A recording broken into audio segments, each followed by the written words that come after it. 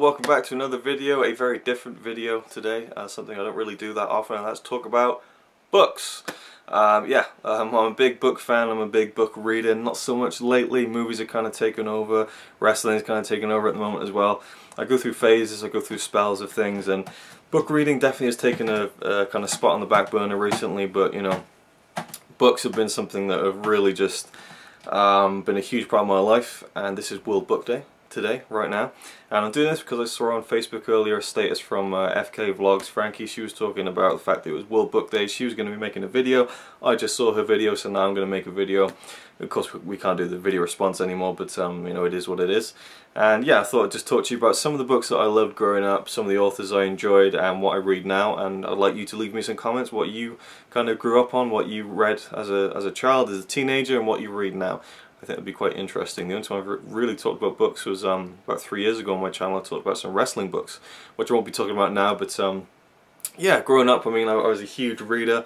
I loved books, I loved stories, I had a big imagination. I remember being part of some kind of book club in primary school, and the teachers were really impressed with how much I kind of loved reading and stories, and I tried to, you know, write my own stories, and I've been trying to do that ever since. I mean, I wrote a full book in 2010, but it's not quite up to scratch. I'd love to write a full book that I'm really proud of and happy with and would love to get published. That's my #1 goal in life, really, to have a book published, you know, not an ebook on Amazon, but a proper book with pages on the shelf of any old bookstore would be a big deal to me. I love books, and the books I loved growing up were mainly Enid Blyton books. She was a writer from, I think, the early 1900s, something like that, and you know, they're kind of dated now, but there's a certain charm to them, a certain innocence to them, and as a kid I absolutely adored them. You know, The Enchanted Forest, I think it was. Wait, is that right? Oh, I'm not quite sure if it is, but the Magic Faraway Tree series.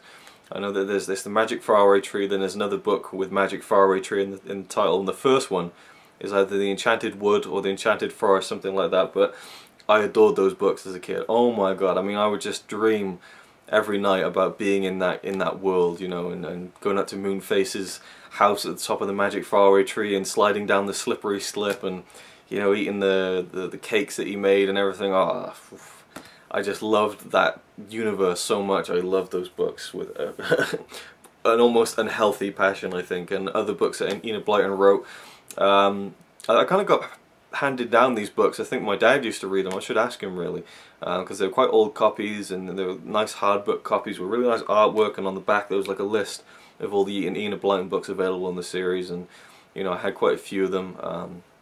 I can see all the covers in my head now. I can't remember the titles, but there's so many. The Adventurous Four was another one that I really loved, that series, mainly the first one, which I think actually kind of involved World War stuff, I think, because there's I'm pretty sure maybe Nazis were involved in that. I'm probably completely off base there, but there was some kind of war element towards the end there, where they found this kind of island that had these warships or something.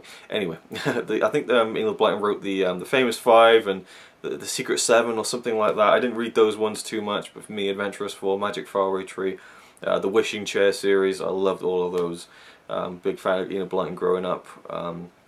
There's loads of books. Roald Dahl, of course, just legendary writer from the UK. I mean, I love Roald Dahl with a passion as well. I used to read those books in kind of at lunchtime in school, in primary school. We used to, you know, everyone would kind of read a book, and I think it was lunchtime, where we had like a long break. I remember it was like an hour-long break, and I read a whole Roald Dahl book. I read S.E.O. Trot, which I really enjoyed. But you know, of course, the classics like Matilda, James and the Giant Peach, Charlie and the Chocolate Factory, Fantastic Mr. Fox, you know, I loved all of them. I had a lot of them. I still do somewhere back home. I love those books. I love the movies, you know, all the movie adaptations, both the, you know, the Willy Wonka film from the 70s, you know, the James and the Giant Peach film from the 90s. I think that's a brilliant film. Matilda's a great film as well. And Fantastic Mr. Fox is amazing. I love that movie. But yeah, Roald Dahl definitely was a big part of my childhood too. When I became a teenager, it got more about Harry Potter, Lord of the Rings, Star Wars novels. I used to read a lot of those, sci-fi stuff, and including the Young Jedi Knight series, which was brilliant. And I could never get all of them when I was a kid. They were quite elusive, but you can get them quite easily now. Harry Potter. Now, you know, I've got one of the books here. I mean, I don't have many books here. I didn't bring many, really. Connie has some. and she has the adult versions of Harry Potter, which just means the cover's different. Nothing different about the text, but yes, here's Deathly Hallows, one of the best books ever written, in my opinion. I just adore this. I think the filmmakers should have a look at the last 50 pages of this and kind of see where they went wrong with the film, because as much as I love the films, they really just screwed with that ending too much for my liking, and I'll get to that in a video at some point in the future, and those people who are waiting for that, I apologise, but I will get to it. Yeah, Harry Potter, perfect for me. I mean, I read Philosopher's Stone when I was 11 years old, and it was in 1999. And my best friend in the world, Chris, he said, "You want to lend a book, Harry Potter?" And I've been hearing, rumblings about it in school. Someone talked about it in class and was like, "This is my favourite book, Harry Potter and the Philosopher's Stone." I thought, that sounds interesting. My mate Chris, he lent me the book, and I just honestly, it almost gives me chills, and it sounds silly to say it, but I remember sitting on my bed back in Larkhill, where I used to live, where I could see Stonehenge from my bedroom window, and I remember sitting on the bed, and it was like 6, 7 o'clock in the evening. It just got dark, and I realised I'd been sat there for an hour reading.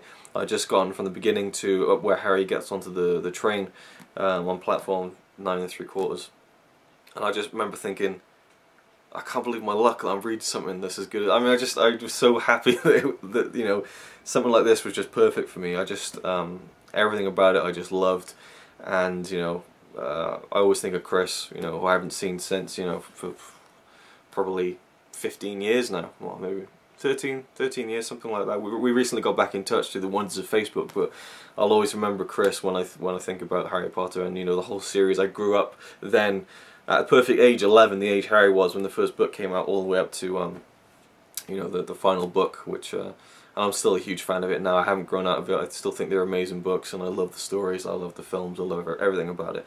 Discworld was another series that I kind of really loved as a teenager. The Colour of Magic, The Light Fantastic. I kind of lost interest when Rincewind wasn't involved in every book. I mean, I did like things like Mort and the Weird Sisters, and I liked a lot of the ideas. They're quite complicated books for even teenagers, I think. At times I was certainly lost at certain points, and definitely books that don't have chapters was quite difficult to get into, but moving pictures, interesting times. There were so many Discworld books, and I loved the humour, and I loved the just the weirdness and the wackiness that Terry Pratchett injected into all those books and stories, and I'm a big fan of Terry Pratchett. Lord of the Rings I read when the films came out. Well, actually no. When the films came out, I read The Fellowship of the Ring, and I enjoyed it, but I just couldn't get into the Two Towers. It wasn't until I was about 22, 23 when I sat down and said, right, I'm going to read The Lord of the Rings, and I sat down every day in work on my break. And sometimes I have 2 breaks when I worked a really long shift, and maybe an hour a day, half an hour a day. I'd sit down, I'd prop the book open, put my phone on the middle so it was down on the table, and the pages were wide open, and I just read, having some food. And I read the whole Lord of the Rings. It took me about 6 months.